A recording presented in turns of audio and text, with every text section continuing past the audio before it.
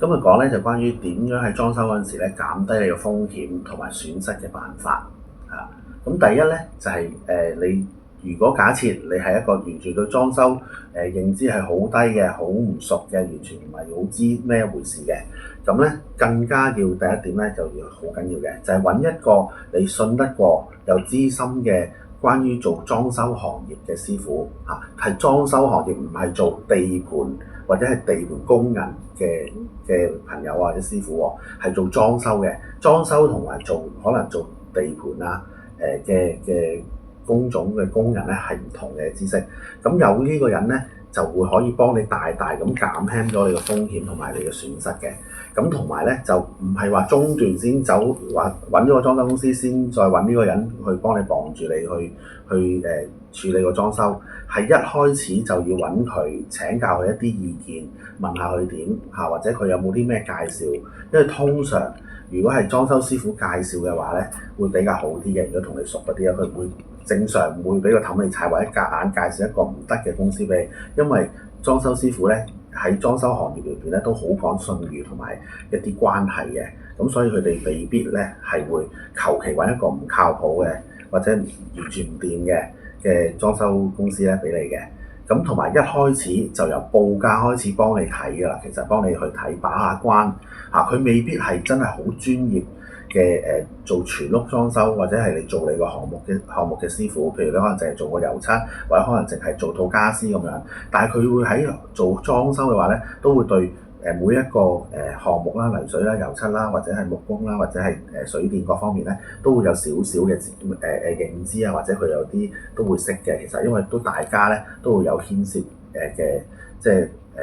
嘅情況咧，佢都會知嘅。咁所以咧，你揾到一個裝修師傅咧去幫你綁住嘅話咧，就會好大大咁減低咗你因為你嘅專業知識啦，導致到你可能會造成嘅損失啦，或者係嘅風險啦。第二件事咧就係要訂立一個清晰嘅合約，係啦。咩叫清晰咧？就係可能每個項目啦都要列明啦，究竟做啲乜嘢嘢啦。跟住咧最好就係有嗰個付款方式咧都會計過啦。譬如做一部落咗訂，跟住做一部分，跟住就會再落第二期，跟住又做一部分，又再做第三期。咁同埋咧，要個裝修公司咧就俾個 schedule 你，大約係做咩先，跟住第二樣做完呢樣做咩咁樣，有個 schedule 俾你。咁當然啦，呢啲 schedule 係唔需要落合約啦，但係起碼個裝修公司好清晰知道個流程係點樣。咁跟住咧嗰啲訂金咧係點樣俾，咁你可以見到咧佢係有心，可能係 plan 好晒成個流程俾你。咁跟住咧就分階段去收錢，咁你就會安全好多噶啦。第三咧就係付款方式啦，最好將個付款方式咧就分階段，越分越細越好啦。但係咧當然咧會影響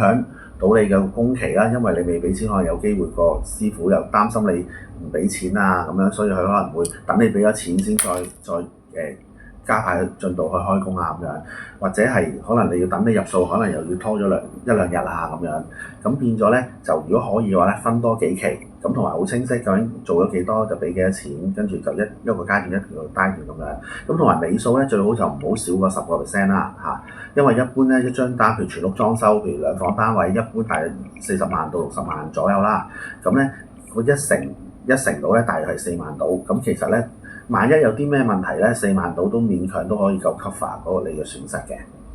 咁同埋留意啦，喺付款方式呢個成個裝修嘅過程啦，咁喺頭段咧就可能裝修公司咧就會可能會攞咗你啲訂金揸住你啲錢，咁所以咧你會可能會比較偏向係遷就佢嘅。咁但係到後階段咧，如果你訂金尾數太少嘅話咧，咁佢可能萬一佢有啲嘢做得唔好，咁可能未必會咁盡責同你完工嘅。咁所以咧尾數咧唔好太少嚇，有啲可能尾數得翻嗰幾千蚊，可能個裝修師傅諗住幾千蚊唔要啦，費事咁麻煩，唔跟你嗰啲蘇州屎啦，或者係一啲豬頭骨啦咁樣。咁所以咧尾數唔好太少啊，咁啊最緊要呢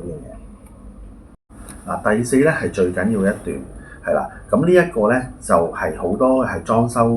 嘅客人咧係有個誤區嘅，佢以為揾一間專業嘅裝修公司或者專業嘅師傅，佢哋專業㗎嘛，佢哋會同你搞掂啊。總之你最嬲尾出現，跟住每樣嘢都係做得妥妥當當，做得好靚嘅，係錯嘅。呢個 concept 記住抹咗佢，千祈唔好覺得佢哋會幫你做好晒啲嘢嚇，因為中間有好多咧係客人嘅自己主觀嘅覺得好定唔好，或者係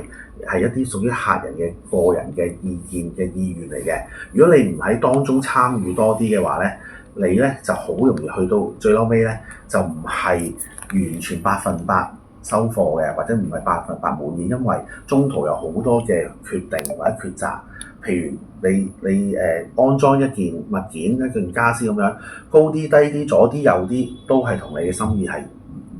未必相同嘅。裝修師傅嘅經驗係只會係一個最佢咁多年嚟比較覺得係嗰個位置或者嗰樣做法係會比較係大路啲嘅，或者係正常嘅做法嚟嘅，但係未必符合到係你個人嘅需要嘅。佢亦都唔知你個人需要係乜嘢，咁所以咧要參與多啲嚇，每一樣嘢最參與多啲。另外就係檢查每一個階段最重要嘅關卡，就譬如好似做完水電啦，你一定要去親自去檢查。有啲好嘅裝修公司咧，咁咧佢哋會拍埋片俾你嚇，話俾你聽做好咗啦咁樣。咁最好你都去當晚咧就同佢講話，你都會睇一睇嚇，尤其是水喉、電線、防水層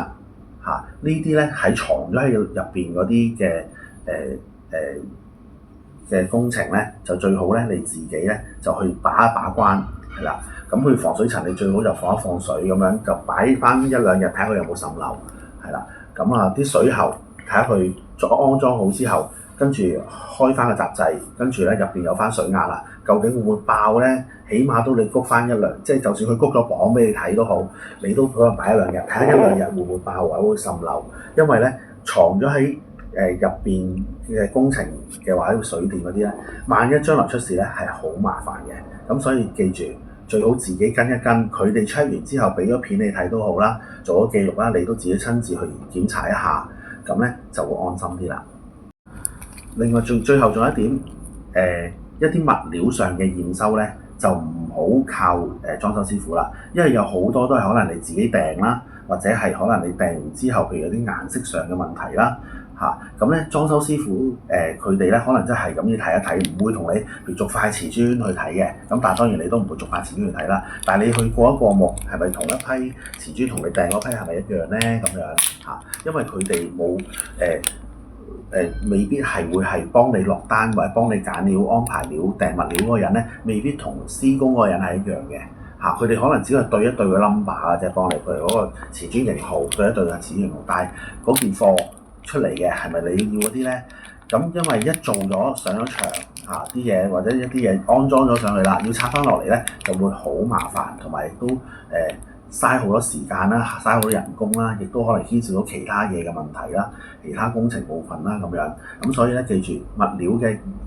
驗收咧監控咧喺呢個安裝之前咧最好咧自己親自咧都過一過目。咁所以話一個裝修工程咧，其實咧你嘅參與度越高咧，你就會越減低你嘅風險同埋減低你嘅將來嘅損失㗎啦。